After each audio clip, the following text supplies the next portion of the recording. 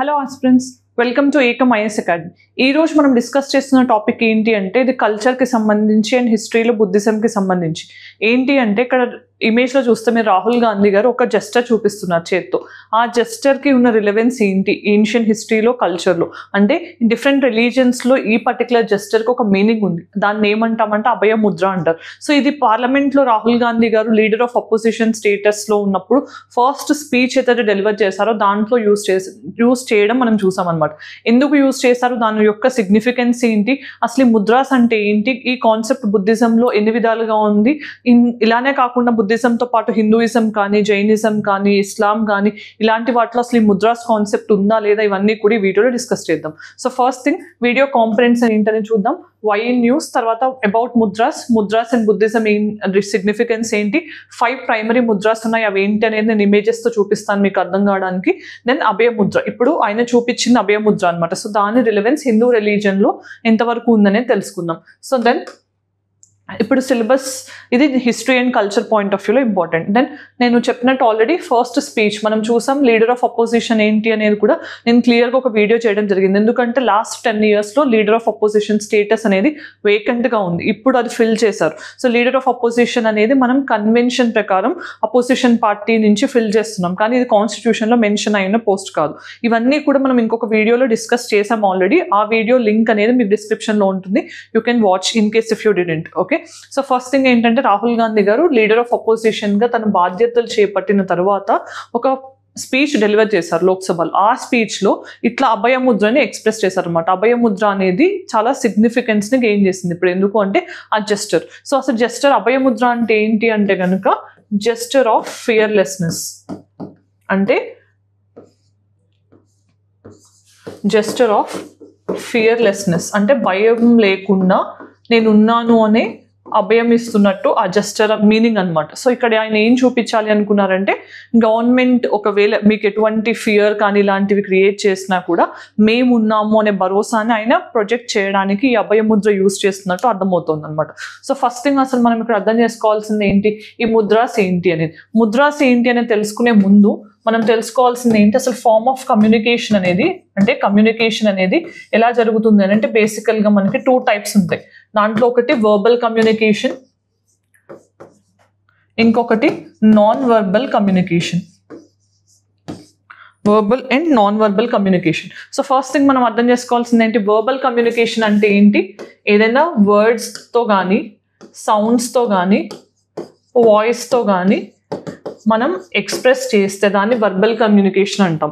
అలా కాకుండా ఉంటే నాన్ వెర్బల్ కమ్యూనికేషన్. అంటే దీంట్లో ఏంటి, జెస్చర్స్ కానీ, బాడీ లాంగ్వేజ్ కానీ, సైన్స్ కానీ వీటిని యూస్ చేసి మనం చెప్పాలి అనుకుంటున్న దాన్ని ఎక్స్ప్రెస్ చేస్తే కనుక అప్పుడు నాన్ వర్బల్ కమ్యూనికేషన్ అంటాం. మరి ఇప్పుడు మీకు దీన్ని అర్థం చేసుకుంటే mudras a type of communication అనేది అర్థమై ఉంటుంది కదా, అంటే అవి non verbal form of communication. ఎందుకు అంటే మనం ఏం చెప్పాలి అనుకుంటున్నాము, మన స్టేట్ ఆఫ్ మైండ్ ఏంటి అనేది ఎలా కన్వే చేయొచ్చు, ముద్రాస్ ద్వారా కన్వే చేశారు. ఎప్పుడు అంటే ఇది ఓన్లీ ఆయన చెప్పినట్టు అభయముద్ర అనేది బుద్ధిజంలోనే లేదు, హిందూయిజంలో ఉంది. శివ చాలా ముద్రాస్ని చూపించినట్టు పురాణిక్ టెక్స్ట్ చెప్తున్నాయి. అట్ ద సేమ్ టైం ఇస్లాంలో ఉన్నట్టు, సిక్కిజంలో ఉన్నట్టు గురునానక్ గారు రాసిన బుక్స్ నుంచి అర్థమవుతోంది. బుద్ధిజంలో ఉంది, జైనిజంలో ఉంది. ఇలా మల్టిపుల్ రిలీజియస్ ఇన్స్టిట్యూషన్స్లో మనకి ఈ ముద్రాస్ అనే ప్రాక్టీస్ మనం రిలీజియస్ లో భాగంగా చూస్తూనే ఉన్నాం అనమాట. సో ఫస్ట్ థింగ్ మనం అర్థం చేసుకోవాల్సింది ఏంటి, ఇది non verbal form of communication. దాని తర్వాత మనం తెలుసుకోవాల్సింది ఏంటి, ఇది highly modernized form of gesture. ఈ మోడర్నైజ్డ్ ఫామ్లో ఏం చెప్పాలనుకుంటున్నారు వాళ్ళు ఏంటి అంటే వాళ్ళ స్టేట్ ఆఫ్ మైండ్ ఏంటి అనేది రిఫ్లెక్ట్ అయ్యే విధంగా, ప్లస్ డివైన్ ఆబ్జెక్ట్స్ మీద వాళ్ళకున్న నమ్మకాన్ని కూడా ఎక్స్ప్రెస్ చేస్తూ ఈ ముద్రాస్ అనే వాటిని ప్రొజెక్ట్ చేయడం జరుగుతుంది అనమాట. సో ఏన్షియంట్ టెక్స్ట్లో కానీ, ఏన్షియంట్ రిలీజియన్స్లో కానీ వాళ్ళ స్టేట్ ఆఫ్ మైండ్ని తెలియజేస్తూ ప్లస్ డివైన్ ఆబ్జెక్ట్స్ పట్ల వాళ్ళ ఒపీనియన్ ఏంటి, వాళ్ళు ఎటువంటి అభిప్రాయాన్ని కలిగి ఉన్నారనేది ఎక్స్ప్రెస్ చేయడానికి ముద్రాస్ అనే వాటిని ప్రాక్టీస్ చేసినట్టు అర్థమవుతుంది. దెన్ మనం ఏం అర్థం చేసుకోవాలి, అసలు ముద్రాస్ అనేది బుద్ధిజంలో ఉన్న రిలవెన్స్ ఏంటి అంటే మనకు తెలిసిందే. అసలు బుద్ధిజం అనే దానికి ఫౌండర్ ఎవరు, మనకి తెలిస్తే, మీకు ఆయన ఒరిజినల్ నేమ్ ఏంటని తెలిస్తే కనుక ఆన్సర్ కామెంట్ సెక్షన్లో చెప్పండి. గౌతమ్ బుద్ధ అంటాం కదా, ఆయన ఒరిజినల్ నేమ్ అని అడిగింది. సో ఇక్కడ బుద్ధిజం అంటే ఏంటి, దాంట్లో మనం ముద్రాస్ అనే దాన్ని ఎలా వాడుతున్నాం అంటే, ఇక్కడ బుద్ధిజంలో మెయిన్గా బుద్ధ యొక్క లైఫ్ ఈవెంట్స్కి సంబంధించి ఈ ముద్రాస్ అనేవి, బుద్ధాస్ లైఫ్ ఈవెంట్స్కి సంబంధించిన ఇన్ఫర్మేషన్ ఇవ్వడానికి ఈ ముద్రాస్ అనే వాటిని యూజ్ చేశారు. సో బుద్ధిజం ప్రకారం 5 బేసిక్ ముద్రాస్ అనేవి ఉన్నాయన్నమాట. సో 5 బేసిక్ ముద్రాస్ ఉన్నాయి. దానికంటే ముందు మనం అర్థం చేసుకోవాల్సింది ఏంటి, బుద్ధిజం అనేది ఒక సోషో రిలీజియస్ రీఫార్మ్ మూమెంట్. ఎప్పుడు స్టార్ట్ అయింది ఇది, ఆల్మోస్ట్గా ఇండియాలో 6th century BCలో రిలీజియస్ రీఫార్మ్గా స్టార్ట్ అయింది అనమాట. ఎందుకంటే అప్పుడు వేదిక్ కల్చర్ ఏదైతే ఉందో అది ఎక్కువ సాక్రిఫిషియల్ ఎలిమెంట్స్ని ఇన్వాల్వ్ చేయడం కానీ, రిచువలిస్టిక్గా ఉండటం, లేకపోతే అందరికీ సోషల్ ఈక్వాలిటీని ప్రమోట్ చేయకపోవడం వల్ల 6th century BCలో మనకి 2 రిలీజన్స్ క్రియేట్ అయినాయి అనమాట. అవేంటి, బుద్ధిజం అండ్ జైనిజం. రెండు కూడా ఇండియాలో ఆరిజినేట్ అయిన రిలీజియన్స్. మీకు తెలిసిన తర్వాత జైనిజం అనేది ఇండియాకే కన్ఫైన్ అయింది, కానీ బుద్ధిజం అనేది వరల్డ్ రిలీజియన్గా కూడా మారింది. మెనీ కంట్రీస్ ఇప్పటికీ కూడా మన శ్రీలంక కానీ, మయన్మార్ కానీ, పొరుగునున్న కంట్రీస్, లేదంటే south east Asian countries and some countries of central Asia, east Asia, ఇవన్నీ కూడా ఇప్పటికీ బుద్ధిజంని ప్రాక్టీస్ చేస్తున్నాయి. సో బుద్ధిజంకి ఉన్న మెయిన్ ప్రిన్సిపల్స్ ఏంటి అనేది మీకు తెలిస్తే ఆన్సర్ కామెంట్ సెక్షన్లో చెప్పండి. మళ్ళీ మనకు తెలియాల్సింది ఏంటి, బుద్ధిజం అనేది 2గా విడిపోయింది, హీనయాన అండ్ మహాయాన. హీనయాన మహాయానకి బేసిక్ డిఫరెన్స్ ఏంటి, ఇక్కడ వీళ్ళు ఎప్పుడూ కూడా బుద్ధ అనే వాళ్ళకి రీబర్త్ ఉంటుంది అని నమ్మరు. సో బుద్ధకి రీబర్త్ ఉండదు అని అనుకుంటారు వీళ్ళు. బట్ ఇక్కడ రీబర్త్ అనే కాన్సెప్ట్ని వీళ్ళు బిలీవ్ చేస్తారు. దాంతోపాటు ఇక్కడ వీళ్ళు ఎప్పుడూ కూడా ఐడోలేటరీ వర్షిప్ చేయరు. వీళ్ళు రిచువల్ కానీ ఐడోలేటరీ వర్షిప్ కానీ చేయరు, వీళ్ళు చేస్తారు. బుద్ధ అనే వాళ్ళని స్టాచ్యూ ఫార్మాట్లో కానీ, దాంతోపాటు రిచువల్స్గా వర్షిప్ చేయడం కానీ ఇవన్నీ కూడా చేస్తారు. సో అట్లా మనకి హీనయాన మహాయాన బుద్ధిజంగా 2గా విడిపోయింది. దాని తర్వాత మనకు తెలిస్తే కనుక ఇప్పుడు 5 బేసిక్ ముద్రాస్ ఉన్నాయనుకున్నాం కదా, ఈచ్ వన్ చూద్దాం. సో ఫస్ట్ వన్ 5 ప్రైమరీలో ఇది అభయ ముద్ర. మీకు ఏదైతే ఇమేజ్లో ఉందో చూస్తే ఇక్కడ నేనున్నాను, సో మీకు భరోసాగా ఉన్నాను అన్నట్టు ఇక్కడ అభయ ముద్ర అనేది ఉంటుందన్నమాట. Gesture of fearlessness. ఈ అభయ ముద్ర ఏం చెప్తుంది మనకి, రీఅష్యూరెన్స్ అనేది కల్పిస్తూ ఫియర్లెస్నెస్ని, అంటే భయపడకుండా ఉండండి అన్నట్టు ఆ జెస్చర్ కన్వే చేస్తుంది. అట్ ద సేమ్ టైం పీస్ని కూడా ప్రమోట్ చేస్తుంది అని చెప్పి అర్థం చేసుకోవచ్చు. మరి ఈ అభయముద్ర అనేది ఓన్లీ బుద్ధిజంలో ఉందంటే లేదు, ఇలాంటి సేమ్ ముద్ర హిందూ గాడ్స్ కూడా యూజ్ చేస్తున్నారు అని చెప్పి మనకి రిలీజియస్ టెక్స్ట్ని బట్టి అర్థం చేసుకోవచ్చు. మరి ఈ అభయముద్ర అనే దానికి ఎవరు అసోసియేటెడ్గా ఉన్నారు అంటే కనుక మనకి ఈ 5 ముద్రాస్కి కూడా ఒక్కొక్క పర్టికులర్ ధ్యాని బుద్ధ అనే వాళ్ళు అసోసియేట్ అయి ఉన్నారు. మరి దీనికి అసోసియేట్ అయిన పర్సన్ ఎవరు అంటే అమోఘ సిద్ధి. ఈ పర్సన్ ఆర్ ఈ ధ్యాని బుద్ధి అనే పర్సన్ ఈ అభయముద్రకి అసోసియేట్ అయి ఉన్నారనమాట. సో ఫస్ట్ మనం అర్థం చేసుకోవాల్సింది ఇది. ఎందుకు అంటే ఇలాంటి వాటిని పార్లమెంట్, అంటే మనం ఏదైతే temple of democracy in India అనుకుంటామో అక్కడ వీళ్ళు దీన్ని యూజ్ చేయడం వల్ల డెఫినెట్గా ఎగ్జామినేషన్ పాయింట్ ఆఫ్ వ్యూలో వీళ్ళు ఎటువంటి ముద్ర, దానికి ఉన్న మీనింగ్ ఏంటి, దానికి ఉన్న అసోసియేటెడ్ పర్సన్స్, లేకపోతే బుద్ధిజంలోనే దానికి అసోసియేట్ ఉన్న పర్సన్స్ ఎవరు ఏంటి అనేది క్వశ్చన్ అడిగే ఛాన్స్ ఉంటుంది. దాన్ని మనం అర్థం చేసుకోవాల్సింది, జనరల్గా అభయముద్ర అనేది రైట్ హ్యాండ్తో ప్రొజెక్ట్ చేస్తారు. సో రైట్ హ్యాండ్ మొత్తం కూడా ఆల్ ఫింగర్స్ అనేవి లెగిసి పైకి చూపిస్తూ ఉంటాయి అన్నమాట. దెన్ ధర్మచక్ర ముద్ర. సో ఇక్కడ మీరు చూస్తే కనుక ధర్మచక్ర ముద్ర అంటే వెనక మనకి చక్ర అనేది ఉంది. సో ఇక్కడ హ్యాండ్స్ చూస్తే కనుక ఇలా ఒక జెస్చర్లో పెట్టి చూపిస్తున్నారు అనమాట. సో దెన్ ఈ ధర్మచక్ర ముద్ర అనేది ఏం చూపిస్తుంది అంటే కనుక, ఫస్ట్ మనకి బుద్ధ తన ఎన్లైటన్మెంట్ తర్వాత సర్మన్ ఎక్కడ ఇచ్చారు,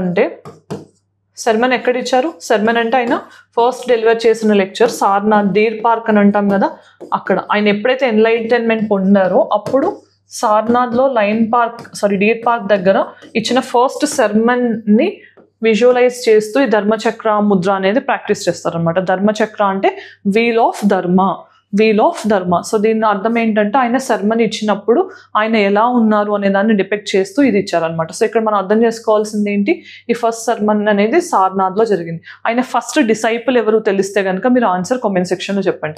మరి దీని అసోసియేట్ అయిన బుద్ధ ఎవరు,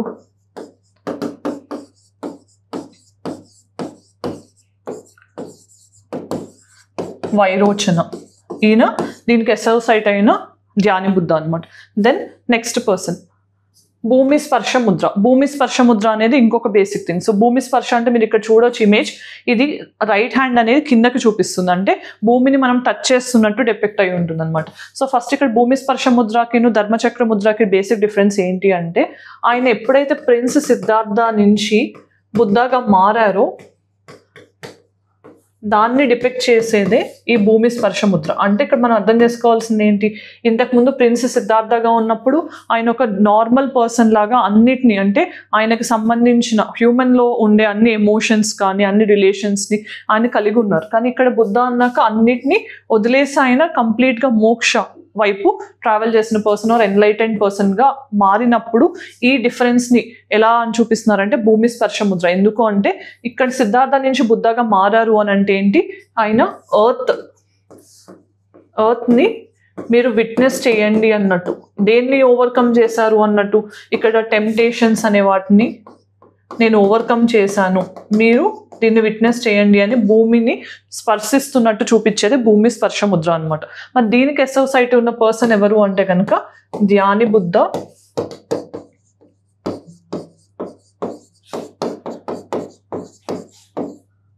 అక్షయద, ఈ పర్సన్ దీనికి అసోసియేట్ అయి ఉన్నారు.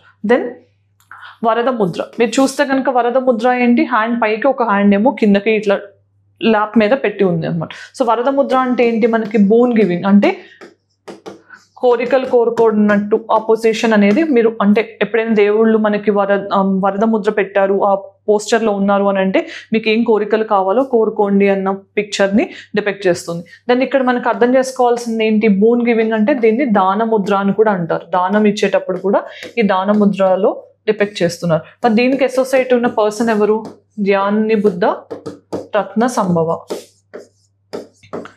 రత్న సంభవ.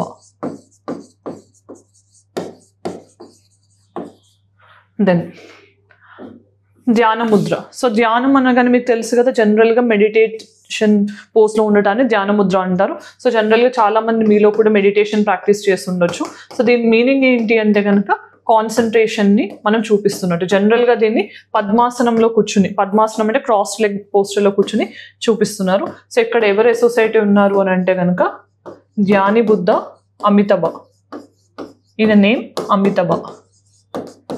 మొత్తం మనకి ఈ 5 ముద్రాస్కి కూడా 5 అసోసియేటెడ్ ధ్యాని బుద్ధాస్ ఉన్నారు.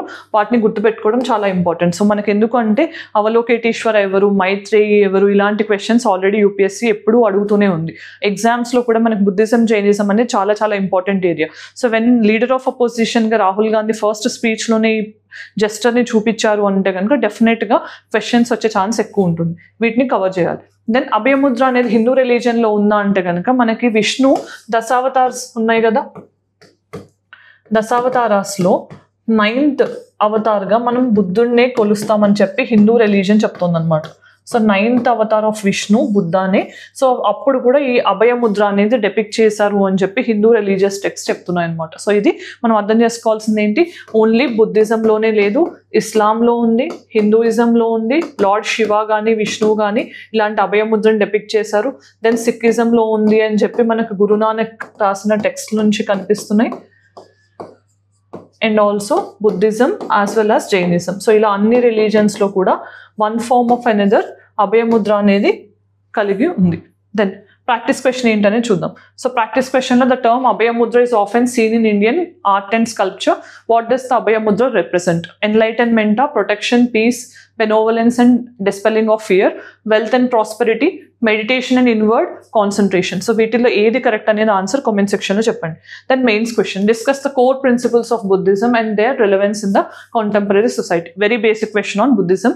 సో ఇక్కడ ఏమడుగుతున్నారు, ప్రిన్సిపల్స్ ఆఫ్ బుద్ధిజం ఏంటి అండ్ ఇప్పుడున్న ప్రెసెంట్ సొసైటీలో బుద్ధిజం నుంచి మనం ఏం అర్థం చేసుకోవచ్చు అని అడుగుతున్నారు. How it can help in the present day society. Then మనం వీడియో ఎండింగ్కి వచ్చేసాం కదా, వీడియోలో ఏం డిస్కస్ చేసామంటే ఈరోజు అభయముద్ర చూపించడం వల్ల పార్లమెంట్లో దానికి ఉన్న సిగ్నిఫికెన్స్ ఏంటి, రిలీజియస్ ప్రాక్టీసెస్ ఎలా ఉన్నాయి బుద్ధిజంలో, 5 ముద్రాస్ ఏంటి, దానికి అసోసియేటెడ్ ఉన్న 5 ధ్యాని బుద్ధాస్ గురించి డిస్కస్ చేసాం. అలానే హిందూ రిలీజన్లో ఇలాంటి రిలవెన్స్ ఎక్కడ ఉంది అనేది కూడా డిస్కస్ చేసాం, along with practice question for prelims and mains. This is all with respect to this video. If you like this video, please let me know in the comment section. Thanks for joining us. All the very best.